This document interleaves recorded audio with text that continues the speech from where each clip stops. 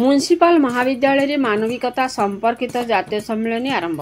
प्रधानमंत्री उषा योजना अंतर्गत मानविकता आगामी दिन लक्ष्य और चैलेंज उपर एक 3 दिवसीय जातीय आलोचना चक्र म्युनिसिपल महाविद्यालय आरंभ होईछि। अध्यक्ष प्रोफेसर हरिहर दास अध्यक्षता आयोजित उद्घाटनी उत्सव में राउरकेला विधायक शारदा प्रसाद नायक मुख्य अतिथि प्राक्तन अध्यक्ष डॉक्टर सनातन प्रधान सम्मानित अतिथि भाव जोगदे मानविकतार आभिमुख्य लक्ष्य और आगामी दिन यह किपरि बजाय रहिबो से संपर्क में आलोचना करथिले। ओडिया इंग्राजी हिंदी शिक्षा विभाग में मिलित आनुकूल्य आयोजित यह कार्यक्रम में मुख्य अतिथि श्री नायक वक्तव्य कहले जे यह कार्यक्रम मानविकतार वार्ता वहन करिवो, तेणु यह आम भितर सीमित न रखी चतुर्पार्श्वे बांटिबाकू हेबो और एथिपाई छात्र छात्री मानक मध्य नेतृत्वर विकास हेबा दरकार। सम्मानित अतिथि डॉक्टर प्रधान वक्तव्य कहले जे समाज प्रति कृतज्ञता हेउछि मानविक धर्म। विश्व समस्त प्राणी आमर उदार हेबा ही मानविकता। एक सुस्थ समाज गठन करिबा विश्व शांति पाई प्रथमे मो पाखरु आरंभ करिबाकू हेबो। उपयुक्त शिक्षा व्यवस्था भावात्मक दृष्टि आमे समस्ते एक भाव तैयारी करि पारले आगामी दिन रे आह्वान को ग्रहण करि पारिबो। अध्यापिका चंद्रलेखा पंडा मंच संयोजन करथिबा बेले वरिष्ठ अध्यापिका विजयलक्ष्मी देव धन्यवाद अर्पण करथिले। ए कार्यक्रम में महाविद्यालय समस्त अध्यापक अध्यापिका और छात्र छात्री माने जोग देथिले। राउरकेला कुंज विहार रिपोर्ट मसीहा न्यूज। आज ये जो कार्यक्रम आरंभ हो 3 दिन पर्यंत चलो मत मैंने बहुत सुंदर कार्यक्रम आ मानविकता उपरे एटा जो होची तार मूल्यबोध किपर ताको रक्षा करा जीवो तार ये सब बहुत सुंदर होची प्रोग्राम आ एटा आम आम आम देश पई बहुत भल एटा गोटे माइल खुंट आ बहुत सुंदर बहुत भल एमती भल प्रोग्राम माने हेले आम माने आम समस्त मंगल हम पिला माने किसी मेसेज पाइबे आ एटा बहुत सुंदर भाव परिचालित धन्यवाद धन्यवाद सर। आज 3 दिनिया नेशनल सेमिनार आरंभ होती भारत विभिन्न जगार 17 जन एक्सपर्ट्स आसुँच कहवाई एवं विभिन्न कॉलेज स्टूडेंट्स एवं टीचर्स पार्टिसिपेंट्स अच्छा विषय ये नियाची humanity in the next chapter prospects and challenges अर्थात वर्तमान ह्यूमैनिटी कौटी अच्छी एवं भविष्य में कौन होगा जाऊँगी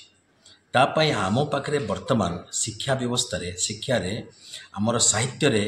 कौन आमर करवा आवश्यक आमर शिक्षा आउ स्वास्थ्य माने जो एजुकेशन डिपार्टमेंट आम कार्यकर्ता माने जो मैंने अच्छे कौन करवा दरकार ता द्वारा कि आम भविष्य एक सुंदर सुस्थ समाज गठन करें गोटे विकसित राष्ट्र गठन करें विश्व मंगल कथा आम चिंता करें से दृष्टि ये सेमिनार आयोजन कर ये मु भावुची निश्चित भाव ये सक्सेसफुल हे। धन्यवाद धन्यवाद धन्यवाद। आपड़ ये अतिथि जो भाव जोगदे आज कॉलेज जो कार्यक्रम आपन को आपर मतामत निहाती भाव में आज म्युनिसिपल महाविद्यालय केवल राउरकेला नुहे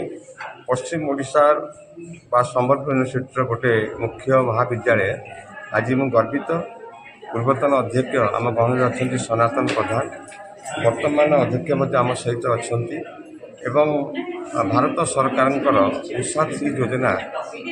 म्युनिसिपल कॉलेज आसी पहुँची पारी केवल सनातन प्रधान सार जे पूर्वतन अध्यक्ष उद्यम प्रथम साधुवाद जनाऊँगी धन्यवाद जनइबी केंद्र मंत्री धर्मेंद्र प्रधान को सी अनुदान ये महाविद्यालय को देते उषा 3 कार्यक्रम में अनेक कोटी टंकार व्यवहार कर उषा कार्यक्रम प्रथम पर्यायर ये जो आप जातीय स्तर सेमिनार देखुं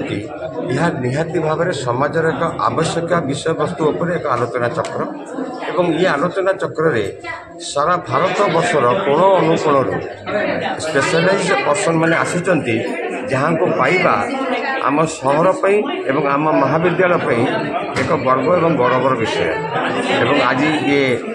सेमिनार आज आरंभ हो 3 दिन व्यापी चलो एवं निहाती भाव में ये सेमिनार पार्टिसिपेट होती सुंदरगढ़ जिलार विभिन्न कॉलेज छात्र छात्री जोग ଏବଂ ବିଭିନ୍ନ କଲେଜର ଅଧ୍ୟାପକ ଅଧ୍ୟାପକମାନେ ଯୋଗ ଦେଇଛନ୍ତି। ତେଣୁ ଡେଫିନେଟଲି ମାନବିକତା ଏକ ସ୍ପର୍ଶକାତର ବିଷୟ ଏବଂ ଆଲୋଚନାର ବିଷୟ। ତେଣୁ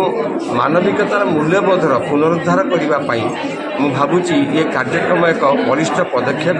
ଏବଂ ଏ କାର୍ଯ୍ୟକ୍ରମ ପରେ ମୁଁ ଭାବୁଛି ନିହାତି ଭାବରେ ମ୍ୟୁନିସିପାଲ ମହାବିଦ୍ୟାଳୟ ଆହୁରି ଲୋକାଦୃତ ହେବ ଏବଂ